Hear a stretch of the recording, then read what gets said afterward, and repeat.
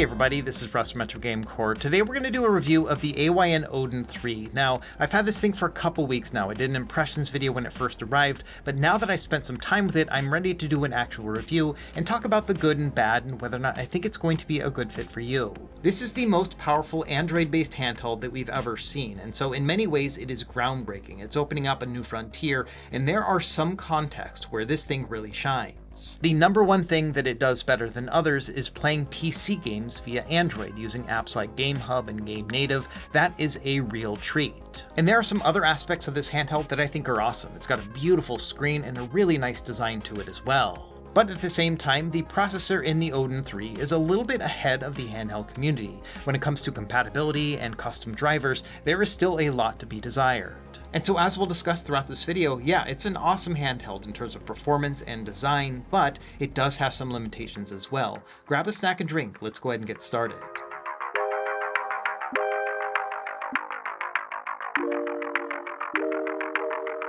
Okay, as we get started, my impressions video already went over some of the key things like specs and audio quality and how the buttons and ergonomics feel, and so we will touch on some of this stuff, but it won't be the focal point of this video. I'll leave that impressions video linked down below in case you haven't checked it out yet. And as a baseline, the Odin 3 starts at $330 and then goes up to $400 and $450 and even $520 depending on the amount of storage and RAM that you want. I personally think that the Pro model is the best option if you're just looking for emulation. That's going to give you 12 gigs of RAM and 256 gigs of internal storage, and the choice of all the different color options they have.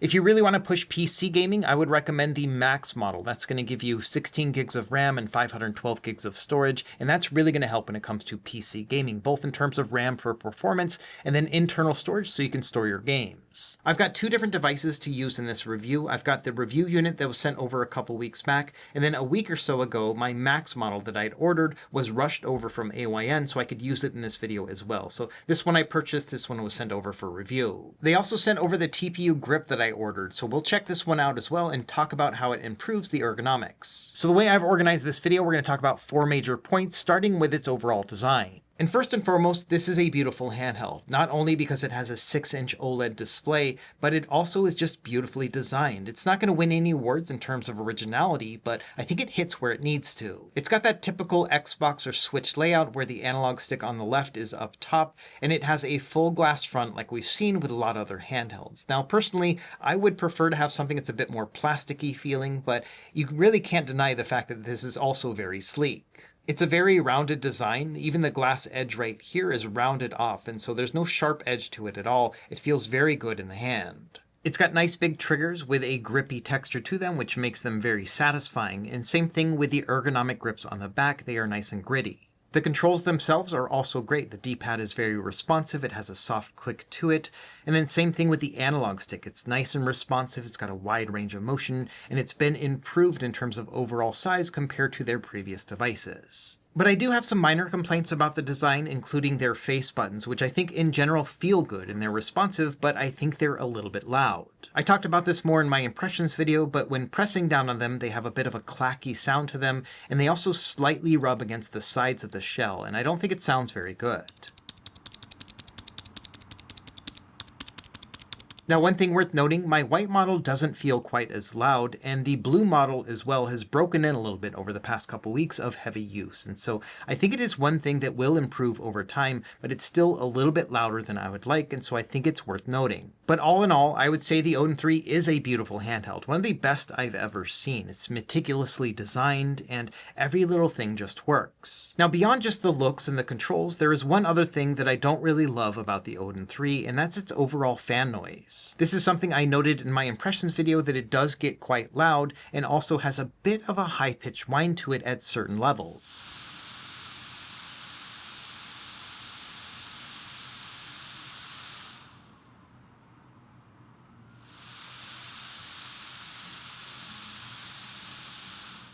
So overall, I would say that it doesn't get as loud as, say, for example, a handheld PC, but for an Android device, yes, this is a very powerful fan. And I also saw a lot of comments from people who thought the sound quality of the fan wasn't great either, and so I think it is one thing worth noting as well. But it's also important to note that the fan does its job, and I think it does a pretty good job with cooling. Initially, I saw some pretty high temperatures in GameHub, which did leave me a little bit alarmed. I was seeing temperatures up in like the mid-90s when playing certain games, especially something like Hellblade, which really pushes the device. But after looking at it a bit further, I've noted that those high temperatures are actually battery readouts and not necessarily the CPU or the GPU. So if we toggle over from a game that's showing a high temperature in GameHub, yes, the battery temperatures will spike really high and then they will go back down. So my guess here is that it's the battery sensor, and the way that it jumps up and goes down really quickly between these very drastic temperatures leads me to think that it's probably not very accurate either. The most important aspect for me is whether or not the CPU and the GPU get to really high temperatures, and they never really do. They kind of hover around like the mid-60s at a worst case scenario. So over the past couple weeks, I've never really felt any sort of thermal issues with this device, even though the GameHub settings led me to think something else. The device stays nice and cool, and I never feel any heat in my hands as I'm playing it, even with the heavyweight stuff. And so this leads me to think that yes, the thermals are just fine. The only real negative here is the fan does get quite loud, and you may not enjoy the pitch of the fan noise. What I've been doing is playing it in high performance mode, that way I get the best performance possible, and then I put on the fan smart mode, which means it's going to basically turn off when it doesn't need it, and then it'll kick in as it goes forward. And so when you're playing something really heavyweight, yes, you will definitely hear that fan, but for everything else you won't. The only other design complaint I have about this device has to do with the glass front, and with a darker handheld like this transparent blue one, I can see some smudges on the sides of it when I'm holding it. And on my white model, I don't really see any smudges, and so it's really going to be a matter of taste here, but I personally will probably be going with the white one going forward. So altogether, when it comes to design, I think it's a beautiful handheld with a couple minor quibbles in terms of the button sound and the fan noise, as well as the fact that the darker models do get a little bit smudgy. Now, the other part of this design that I really love is the display. It's 6 inches AMOLED with a 120Hz refresh rate. This essentially is the exact same screen that we saw in the AYN Thor, and I loved it there and I love it here. As a guy who basically tests handhelds for a living, I see a lot of screens come through this studio, and it was surprising how many times I was playing just random games here on the Odin 3, and I kept thinking to myself, man, this might be the best that it's ever looked. For me personally, I think that a 6-inch display is just about perfect for a portable style handheld. Everything is easily visible, but then also it remains to be a relatively portable form factor. And so, yeah, I think it's just kind of this perfect balance, at least for my needs. The combination of a powerful chip with an OLED display and a 120Hz refresh rate also opens up another world of possibilities when it comes to emulation. For example, when playing older games via RetroArch, you can turn on multiple shaders like CRT Beam Shader, which is going to improve motion clarity, but then also the CRT Royale shader, which is really demanding but has a beautiful CRT look to it. And this combination can be pretty challenging on other chipsets, but on the Snapdragon 8 Elite that we have in the Odin 3, it eats it up no problem. And so when it comes to retro game emulation, this overall look is very stunning. The colors will pop, but it still has that older CRT look to it, but then also the same motion clarity that you can expect from a CRT-like display. Another big advantage with a 120Hz refresh rate display means that you can do local game streaming or even cloud streaming if it supports it over 120 frames per second. And this device is an excellent streaming handheld to boot. You can use apps like Apollo and Artemis, which takes advantage of this Snapdragon processor to lower the latency even more. And I found that in my testing, most games will give me less than 1 millisecond of decoding time, about half a millisecond altogether. And so again, I think the Odin 3 display shines in many different contexts. It's awesome for retro gaming as well as all the modern stuff too. Okay, so our next big topic is going to be the form factor and how I think it all fits together really nicely. It's worth noting that this particular form factor feels like it was designed for me because this is my preference. I like horizontal handhelds. I like them to be roomy with enough space to be able to hit all the buttons. I also prefer to have them analog stick up top when I'm playing more modern stuff with a powerful chipset. And so the Odin 3 for me is a perfect match. I think the design shines the most when playing analog stick centric games, those where your left thumb will just naturally rest on that analog stick and control your character that way. Along those same lines, I think that games that have a single analog stick focus where you're going to be using your face buttons in combination with the left analog stick also feel the most comfortable because that again is where your thumbs are just going to naturally rest. And when playing a game that takes advantage of 2 analog sticks, it really depends on the context. For example, if you're just going to be shifting the camera around here and there, then this can still be very comfortable. However, once you get into twin stick style games like a first person shooter, this is where I don't think it's the perfect ergonomic ergonomic experience just because we don't have enough leverage on this particular handheld. Like I mentioned in my impressions video, it feels like this device might be a little bit too sleek and compact where they made it not quite as tall. And that means that as you're holding it, you don't have a lot of leverage underneath when playing twin stick games. And that's an issue I found over the past couple weeks of testing.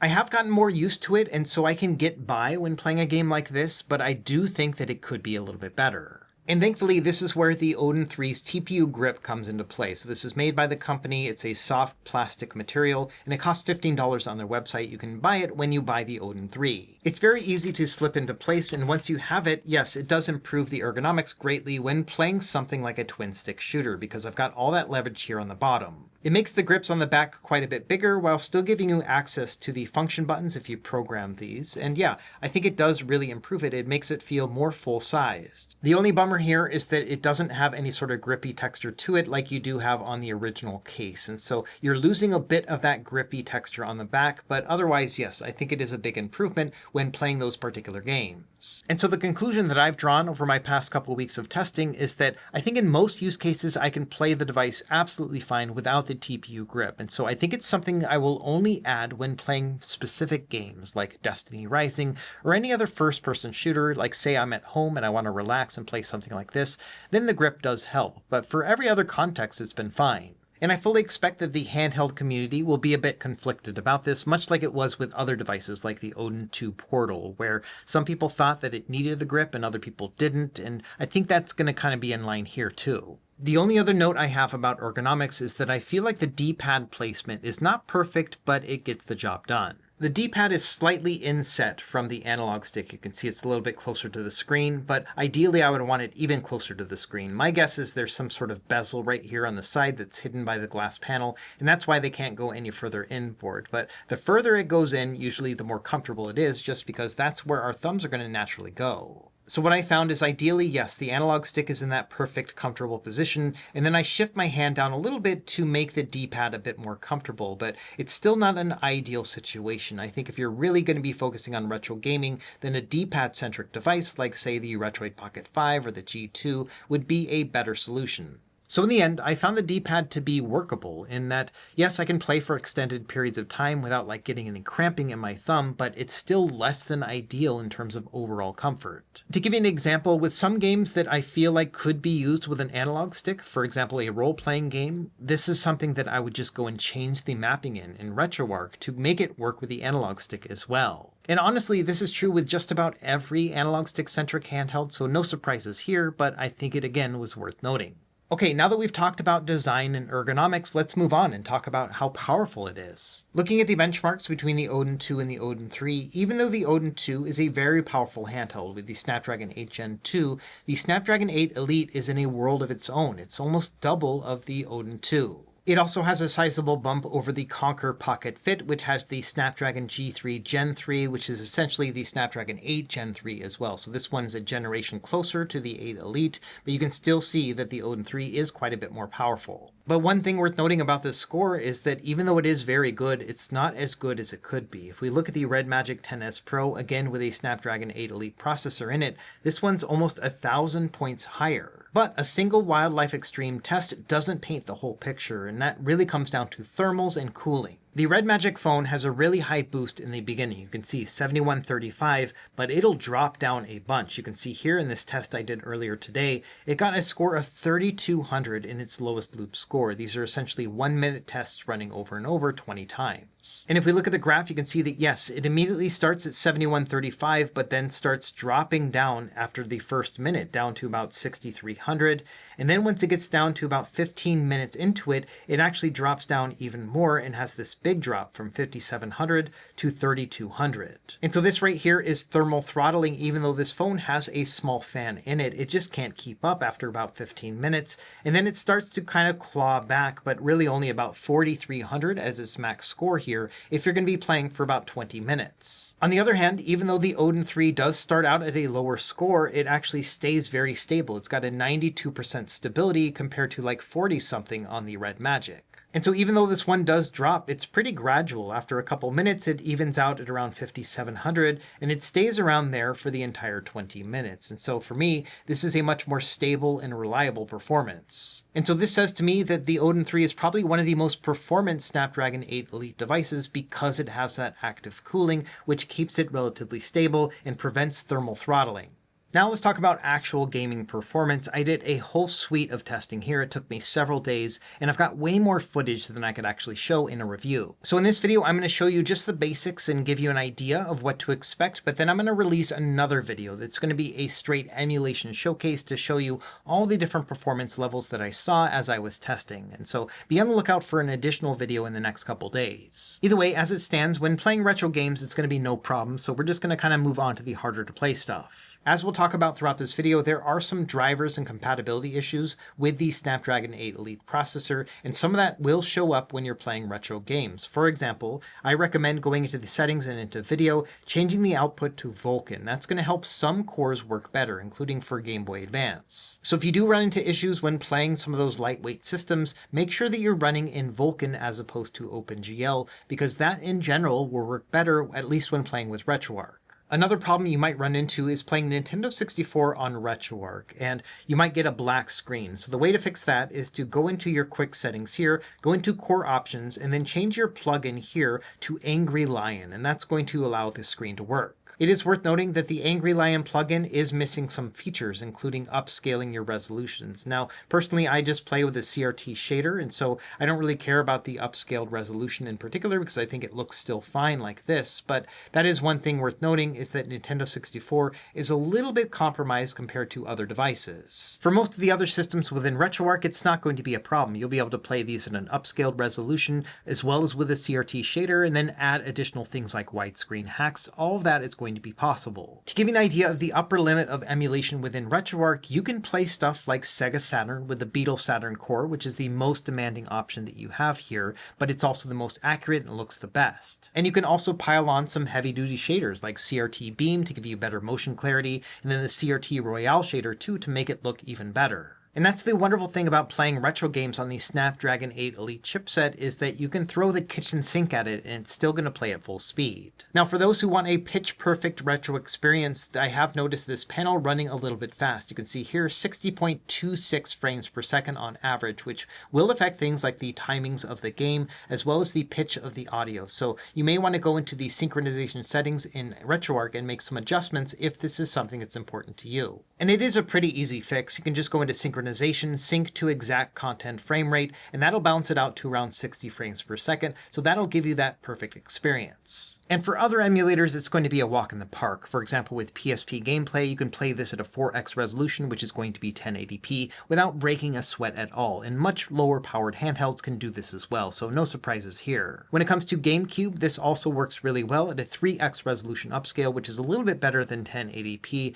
And yes, like I showed in my impressions video, you can go all the way up to a 5x and these games are still going to play fine. Same thing with PlayStation 2, you can play these games at a 3x resolution, even on the lower performance profile, and it'll still play at full speed. And of course, if you want to upscale it up to like a 5x resolution for 4K gameplay, if you're going to be plugging it into, say, an external monitor, you can do that as well. Even the really hard stuff to play, like Baldur's Gate Dark Alliance, yeah, this one plays at full speed 3x resolution with no additional tweaks. There are always going to be some games that are problematic. For example, Final Fantasy Dirge of Cerberus, this one unfortunately still had some slowdown at a 3x resolution, even in the high performance profile. But these issues are going to be very few and far between. Only a handful of games that are known to be problematic, like this one, are going to have any sort of slowdown. The vast majority of the catalog is going to be fully playable at upscaled resolution.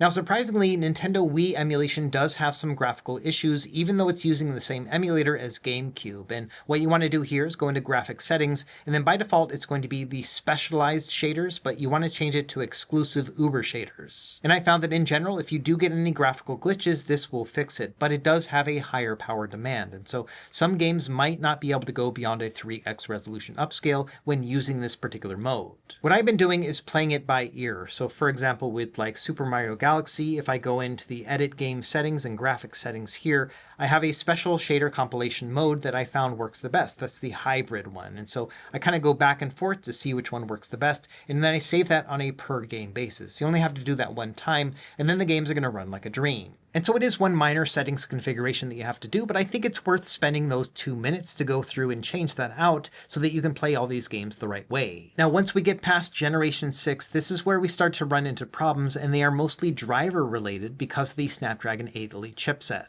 I feel like I've talked about this to death, but the Snapdragon 8 Elite processor does not have third-party drivers like other chipsets do, like the Snapdragon 8 Gen 2 or the G3 Gen 3. Those can all use Mesa turnip drivers, which are third-party drivers that improve compatibility with certain emulators. And once you get into the high-end stuff, it becomes really important. And so as you start playing systems like Nintendo Wii U, this does have the ability to load custom drivers, but unfortunately, we don't have any custom drivers to load in the first place. We do have a couple that have been exported from GameHub, but they don't really improve things that much, and I have heard that the Mesa Turnip driver team are working on improved drivers for the Snapdragon 8 Elite, and so it sounds like it's going to be a matter of months before they're available, which is a good sign. But until the emulator compatibility improves or we get these custom drivers, we are going to hit a bottleneck here when it comes to overall graphical fidelity. A good example is Breath of the Wild. This one probably runs the best that I've ever seen on an Android handheld here on Wii U. I can play the game at 720p resolution with a cap of 40 frames per second, and it'll hover between 30 and 40 the entire time, and it feels great. The only major downside is there is quite a bit of flickering when you're in the overworld, and it does get quite distracting as you're playing it. It's a constant reminder that you're emulating as opposed to playing it natively. Some games have less graphical issues. For example, Twilight Princess HD is mostly playable other than some flickering of the map on the bottom left, and so that's the one thing that doesn't seem to be working in terms of textures. Other games like Mario Tennis Ultra Smash are completely borked, and you're not going to be able to play anything on this one, and so it's really going to be hit or miss. But the great thing about the Snapdragon 8 Elite is that it's got so much power that you can try out some really powerful emulators. For example, RPCSX, which is a PS3 emulator that is still very much an early work in progress, but is actually playing pretty well. This is another emulator that can load custom drivers, which unfortunately we cannot do here, so we're just going to have to use the stock drivers that come on the system. But even then, performance is not half bad. I'll talk about this more in my emulation showcase video because I tested about 20 games altogether, and really only a small handful of them didn't actually boot or would freeze when you started to play. However, it was surprising how many games ran pretty well once I had them all loaded up and all these shaders had compiled. The last update for RPCSX was back in April, so it's been about 7 months, and still many of these games are playable, and it would be really awesome if we had a more official release. But as it stands, some heavier hitting games like Mirror's Edge and Heavenly Sword were actually playing pretty well. I would still consider PS3 to be an experimental app. I would definitely not recommend buying a device to play PS3 games on Android, but if this is any indication of what the future is going to look like, I think it's very promising. Another emulated system that's kind of hit and miss without these custom drivers is Nintendo Switch. Now, the primary app that I use, which is Eden, they've come a long way when it comes to Snapdragon 8 Elite compatibility, but it's still not quite there. In general, Switch emulation can be relatively hit and miss because not every single game is going to play well on Android, but there are quite a few in Eden that'll play at full speed with no graphical issues. However, I do think the Odin 3 is lacking compared to other handhelds right now that have custom turnip driver support, including the Odin 2. And it's going to manifest in different ways. Dragon Quest III is mostly playable, but it does have some texture glitching, which is a little bit distracting. Other games like Mario Kart 8 Deluxe will have inverted colors in the menus, but the game itself will play just fine. Same thing with Sonic Mania. This one's got inverted colors, which is kind of cool looking, but still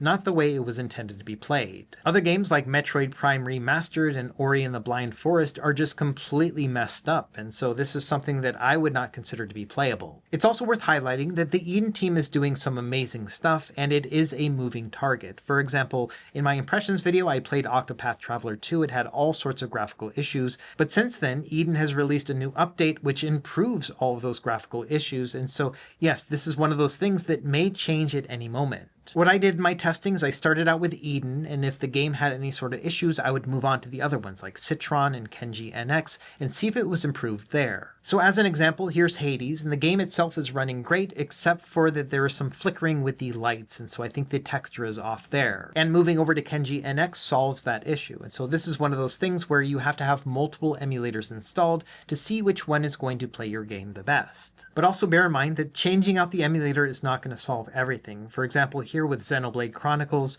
this one has all sorts of weird texture issues along the map itself. So as you're walking, you can like see through the floor. So this is super distracting. On the other hand, Kenji NX has a different set of texture problems where the characters and everything else are all messed up too. And so it's a lose-lose situation. Depending on which emulator you're using, you're not going to be able to see everything. So the way I see it, if Switch emulation is important to you, then I think that the older and cheaper devices running the Snapdragon 8 Gen 2 processor are just going to be a better fit with this particular emulated system. There may come a time when we have custom turnip drivers that solve all these issues, and this becomes the best way to play Nintendo Switch, where we have custom drivers and then also that improved performance. But as it stands right now, this is a bit of a downgrade, and I would definitely not recommend buying this for Switch emulation right now. And then finally, let's talk about PC gaming on Android, which I think is the one thing that sets the Snapdragon 8 Elite above its peers. And that's because the raw performance power on this will just make a lot more games playable. Now, there are many different ways to play PC games, but these are the three apps that I mostly test with. So I have GameHub, GameHub Lite, and GameNative. GameHub is the most popular of the three. It's owned by GameSir, which is a Chinese controller company, and this one usually has the best performance as well, but it does have the most invasive permissions requirements. It requires you to make a login just to play their system. GameHub Lite will remove all those privacy requirements, but it doesn't have the same level of performance as GameHub, just because it's a little bit behind in development, and so it's always playing catch up. But the performance here is still pretty good. And then finally, we've got GameNative, which is not related to the other two, but does a very similar job. All three of these apps work the same way. They're going to allow you to access your Steam profile and then download the game directly onto your device and then launch it here. It's basically going to trick it into thinking it's running on Windows or Linux, but it's actually running on Android. And so you're able to play local PC games on your Android device. One of the things I love about GameNative is that it integrates easily into Emulation Station Desktop Edition, which is my favorite front end on Android. So you can tap on a game here, go in here, and then go create shortcut. When you create a shortcut, it's going to make it visible on Emulation Station. From there, all you have to do is take the shortcut and put it in the Windows folder of your ROMs folder for Emulation Station. And then once you open up ESDE, you can go into the Windows section, and sure enough, you're going to see all of your games, and you can scrape them for box art and everything too. And so you can launch your PC games directly within Emulation Station with GameNative. GameHub Lite also is supported, but you have to manually make your Steam files, and they've got all the instructions on the Emulation Station website, but personally I found that GameNative has been my favorite for lightweight games. I can just throw those onto here. They're going to play just fine, and then I can also launch them from Emulation Station. But for more heavy-hitting games, I prefer to use GameHub just because the individual software tweaks seem to be a little bit better, so I get the best performance. And using the Snapdragon 8 Elite chipset to play these PC games is a tangible difference over something like the Snapdragon 8 Gen 2 found in the Odin 2 devices. There were many times where I would load up a game and I thought to myself, there's no way this is going to be playable. It's going to be a 40 gigabyte download, and then I'm going to have to delete it because it's not going to work. And then sure enough, the game would actually work. For many of these games, I had to drop it down to a 720p resolution just to give me closer to a 60 frames per second experience. But man, it is very impressive which games you can play. I think my biggest surprise was Nier Automata. This is a game that was made for the PS4. It's not an easy game to run on PC, and I'm getting an average of about 55 frames per second as I'm playing it. Sometimes it would dip down to maybe 50 during combat, but still very, very playable. And it is kind of thrilling to play a game like this that was never intended to be played on Android, but here we are playing it on an Android-based device at a quality that is very good. The only setback with this particular game is I could not figure out how to get it to load my cloud save from Steam, and so I had to start the game over. I was only a couple hours into it, but I would much rather have those cloud saves to work with so that I can go back and forth between different platforms. And so personally, I'm probably not going to play through this game locally just because I would prefer to use it with a cloud save, and so I'll probably wait for an update and when it has better compatibility. And it really is sometimes hit and miss whether or not a cloud save is going to work, and sometimes it's just a matter of waiting for the next version of GameHub to improve it. Another similar experience with BioShock Infinite. This one plays at a very stable high frame rate at 720p with medium settings, and I think it looks great and plays really well. This one also wouldn't load my cloud save, so I had to start it at the beginning, but I played this for a good couple hours and it was a good experience. There are definitely limits to what you can play. I tried out Hellblade at 720p with FSR turned on, and even with low settings this was crawling about 26-27 frames per second, and you can feel that delay, especially in combat. And so even though it is very impressive that this game is running in the first place, I would not consider this to be playable on the Snapdragon 8 Elite. But there is still a huge gap between Hellblade and the lightweight indie games that you usually can play on other handhelds, and so everything in between that will usually have a shot. It's not to the point where I think you could use an Odin 3 to replace a PC, but we are getting closer and closer to that, and if you're only going to be playing lightweight games, then the possibility is there too. But also just bear in mind that this is still a very much so bleeding edge concept. You know, even games like Half-Life 2 have all sorts of texture issues, which I would consider to be unplayable. So it's not a perfect experience, but it is very thrilling when you get a game to play at full speed. Okay, and then finally, our last major topic of this video is going to be pretty short, but I wanted to talk a bit about battery life now that I've had it for a couple weeks and have tested it thoroughly. We'll talk about 4 different gaming scenarios, and we'll start with PC gaming, which I think is the focal point of the Odin 3 for new buyers. And I found that depending on the game that I was playing, I got between 2 and 6 hours of gameplay. 2 hours was something that was really demanding that probably wasn't going to be playing at full speed anyway, but then 6+ hours when lightweight gaming was involved. As a good example here, BioShock Infinite gave me about 4 hours of gameplay altogether on a single charge. Another situation you might want to try is high-end emulation, things like Nintendo Switch or PS3 gameplay, stuff that will be pretty demanding, and I found on average I got about 3.5 hours with this type of scenario. It is really going to depend on the game that you're playing and how demanding it is, but I think in a mixed use case it's going to be about 3.5 hours with those particular platforms. Moving over to PS2 and GameCube performance, this one doesn't usually require you to use the high performance mode, which means you can use it at a lower clock speed, which is going to be less demanding. And I found on average here with PS2 and GameCube it's about 8 hours of total gameplay, which I think is great. And then finally, for retro game emulation, this stuff is overkill. You're going to be able to play all of this stuff even with additional shaders applied, and you're going to get somewhere between 12 and 16 hours of gameplay when playing the lightweight stuff. So we've got a pretty big range here, anywhere from 2 hours if you're really pushing it to all the way up to 16 hours if you're playing something lightweight, and that's just the beauty of having an 8,000 milliamp hour battery. Next, let's do a couple quick comparisons against other devices that you may own or may be upgrading from. We'll start with the Odin 2 versus the Odin 3. Now, I think in general, the Odin 2 is still an excellent handheld, and it really doesn't make a lot of sense to upgrade to the Odin 3 if you already have something with the Snapdragon 8 Gen 2. There might be a couple PS2 games that'll play better on the Odin 3, but the vast majority are still going to play great on the Odin 2. And then I think that Nintendo Switch emulation in general is better on the Snapdragon 8 Gen 2 because of those custom drivers.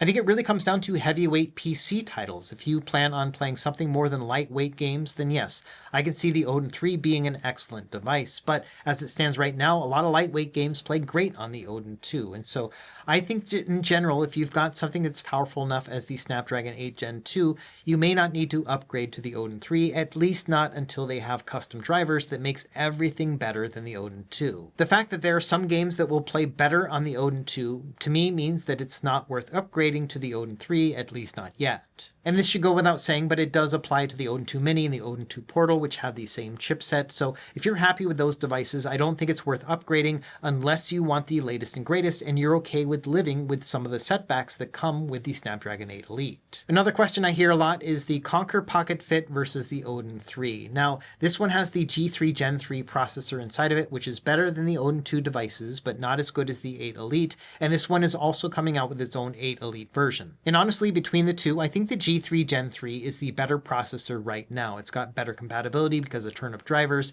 and it's also got better performance than the Odin 2. And so I think just overall in general, this is the better chip right now until we get turnip drivers for the Odin 3 and the Snapdragon 8 Elite. As far as the controls and the screen, I think there's a lot more nuance there and it requires its own dedicated video, so be on the lookout for a comparison there. But I will note that the KONKR Pocket Fit is probably the worst buying experience by far compare to the Odin 3. Now, the Odin 3 is not really shipping until January, but the KONKR Pocket Fit was supposed to ship last month, and they are still trickle shipping them out, like 3 shipments a day, compared to the hundreds that are still waiting. And so based on what I've seen with the sales and aftermarket support from AYN with this particular handheld and some of the others, I don't have a lot of faith that people buying this device are going to get it anytime soon. And so that's another thing worth noting is that, yes, the KONKR Pocket Fit is a better handheld right now in terms of compatibility, but by the time it actually ships, we might actually have turn-up drivers for the Odin 3, which will make this one the clear winner. So it is a bit of a weird situation where the KONKR Pocket Fit is the safe bet in terms of compatibility. Everything is going to run well. You're not going to be able to play as many high-end PC games compared to the Snapdragon 8 Elite, but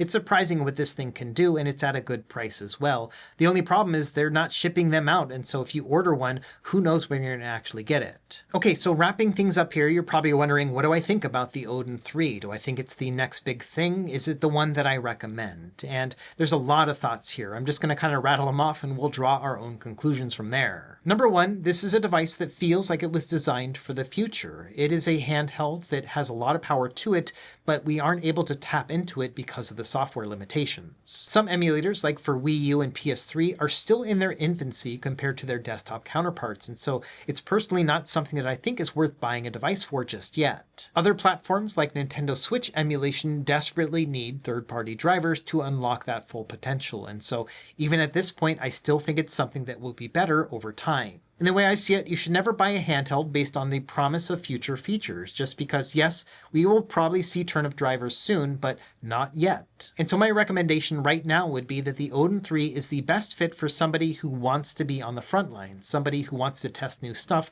who wants to witness the transformation as it happens. It might sound strange, but the more I played the Odin 3, the more I thought about the Anbernic RG351P. This is a handheld that came out in 2020, and it was on a similar path. I bought this thing right when it first came out. In fact, this was kind of the start of my channel, was talking about this device. It was a mess. The software was all over the place. The performance was not quite there yet. And so it required the community to step in and develop new things for it, new emulators, new software for it.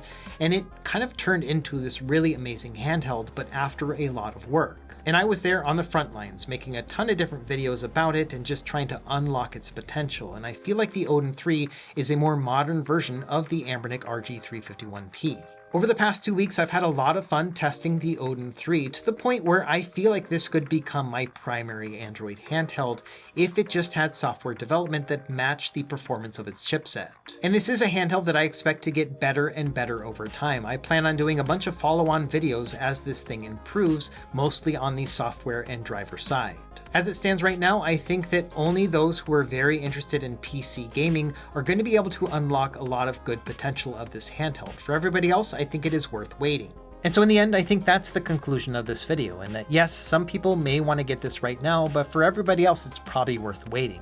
There are some moments with this that are truly amazing, but there are also many moments of frustration too, which I think will get ironed out in the coming months. Let me know what you think in the comments down below. Are you going to pick up an Odin 3, or do you think it's a little bit ahead of its time? As always, thank you for watching. Be sure to like and subscribe if you found this helpful, and we will see you next time.